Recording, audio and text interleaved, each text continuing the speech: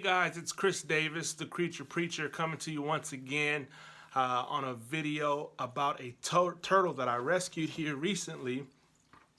A friend of mine got word on Facebook that this turtle had been abandoned once some tenants left their apartment or house that they were living in. So when I found the turtle, absolutely horrible shape, no heater, no basking area, no light for a basking area. The filter wasn't, there was a filter with the tank, but their filter was not running.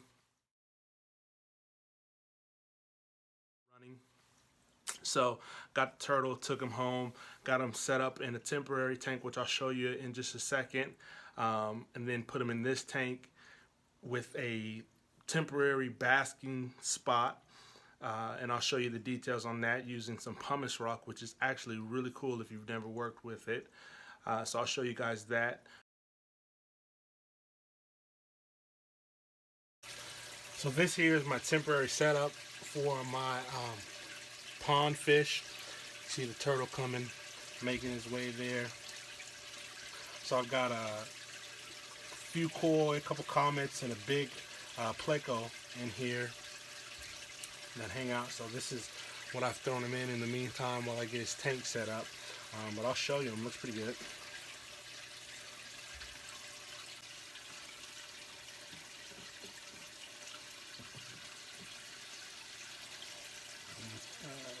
Here he is. Not too big. Nice size.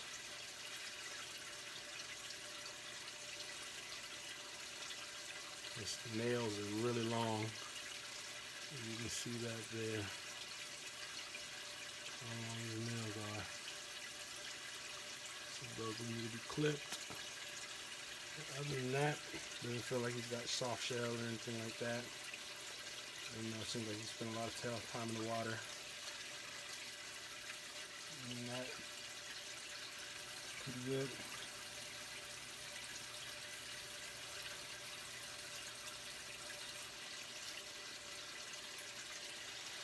And I don't think he minds hanging out.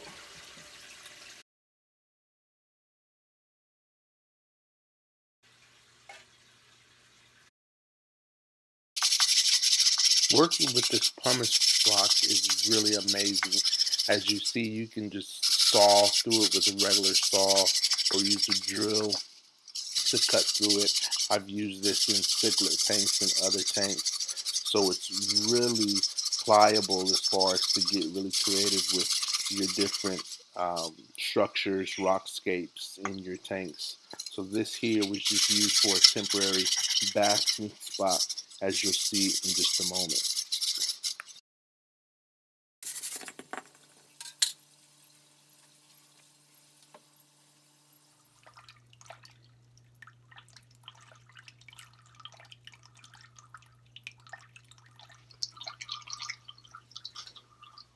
Another great feature about using the pumice rock is it actually floats.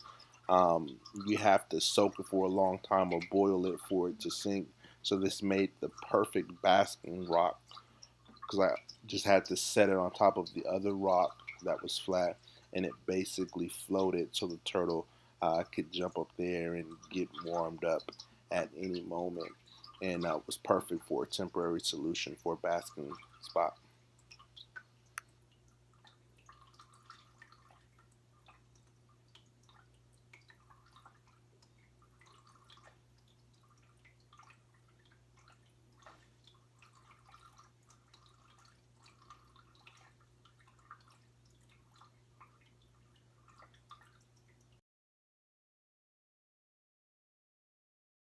I'm getting ready to upgrade the turtle tank that I did for the rescued turtle to give him a better basking spot where he'll be able to get out of the water easier, as well as provide more water in the tank for him to swim around.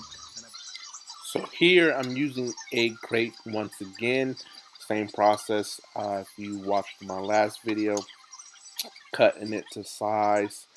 Here using AstroTurf as the cover and still using zip ties to secure that.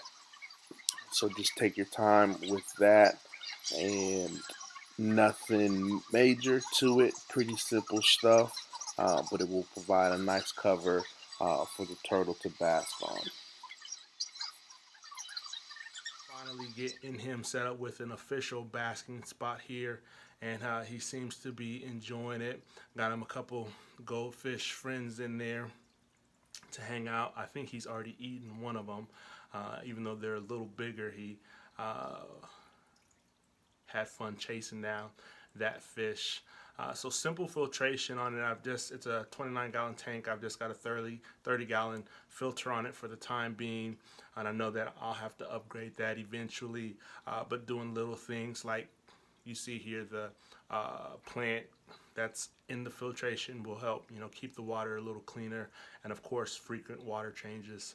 No substrate on the bottom. Turtles like to eat the substrate sometimes and digest it, so that's of course not good, but just a few little rocks in there that are too big for him to actually swallow, even though he's actually tried to bite at the rocks already. And then here, this is something a little different as well. If you see that I've got the tube, I hooked the plastic tube to the end of my fluval filter to just make sure that I'm getting the very bottom of the glass there, so stuff would flow from the bottom of the glass into that filter and keep the bottom of the glass a little cleaner. So let me show you the top part and some of the features that I did on the top part of the basking area. So this here is the basking spot. Here are some of the features of mine using the AstroTurf, and then I built it up on the sides as well, just to make it a little bit more comforting if he's like rubbing up against that. I also put in a stone for the heat rock.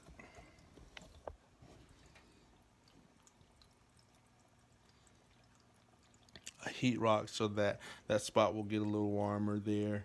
One feature that I did a little different that I like personally is this top right here actually opens.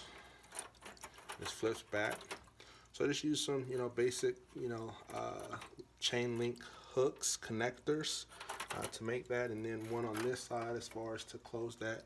But then that way I can reach down in there if need be and pick him up when he's on his basking spot, or put food items in there, as well, and which I'll show you here in just a second. So that's a different feature that I did. Again, just simple chain link connectors to do that. You can also use like a keychain. It'd be a little bit more complex to get it around there, but you can work it out. And then of course just the zip ties that are holding everything together, so very simple on that. This here is a little incandescent light fixture that I've had for a long time, for different tanks, and so I just set that to give a little bit more light to the tank down there because it was pretty dark before then.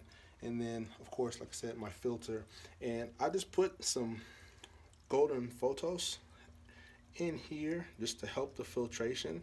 But you see here little bite marks, so he did eat this, and it's totally okay for them to eat it. It's not harmful or anything like that, but he did eat that, even though he's fed on a regular basis twice a day. The reptile sticks, I'll give him some earthworms every once in a while, mealworms, different things like that. One different thing as well that I'll show you that I do with my tank sometimes is for the biofilter. I use lava rock on there, and so that just is easy biofiltration there, cheap biofiltration because you can get it in bulk.